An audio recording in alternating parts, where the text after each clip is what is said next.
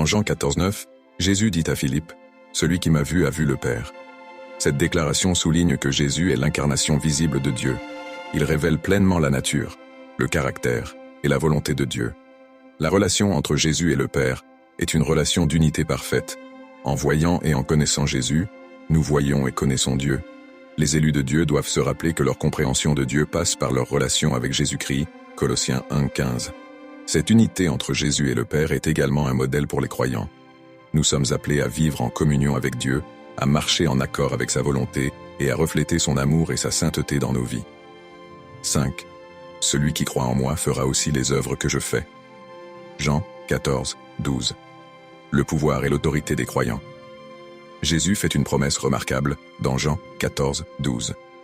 Celui qui croit en moi fera aussi les œuvres que je fais, et il en fera de plus grandes. Les croyants ont reçu la même autorité et puissance spirituelle que Jésus, grâce au Saint-Esprit. Les œuvres que Jésus mentionne incluent la prédication de l'Évangile, la guérison des malades, la délivrance des opprimés, et d'autres miracles que Jésus a accomplis pendant son ministère terrestre. Les élus doivent comprendre qu'ils ne sont pas appelés à vivre une vie spirituelle passive. Au contraire, ils sont appelés à accomplir les œuvres du royaume de Dieu avec foi et obéissance.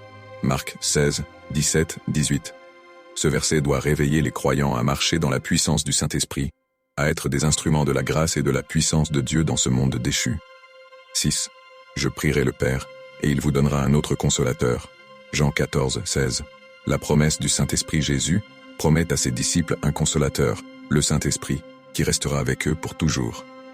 Le Saint-Esprit est celui qui nous aide à vivre selon la volonté de Dieu et à accomplir les œuvres du royaume.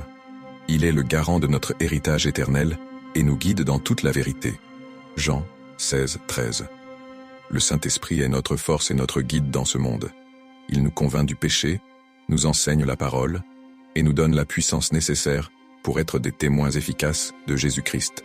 Actes 1:8. Les élus doivent être conscients de la présence du Saint-Esprit dans leur vie et dépendre de lui pour tout. Cette promesse du Saint-Esprit est un appel à la vigilance spirituelle.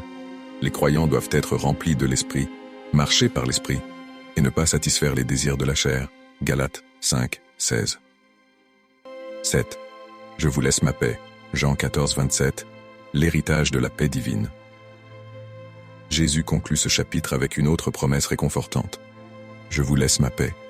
Je vous donne ma paix. Je ne vous la donne pas comme le monde donne. La paix que Jésus donne est différente de celle du monde. C'est une paix intérieure profonde, une tranquillité d'âme qui transcende les circonstances.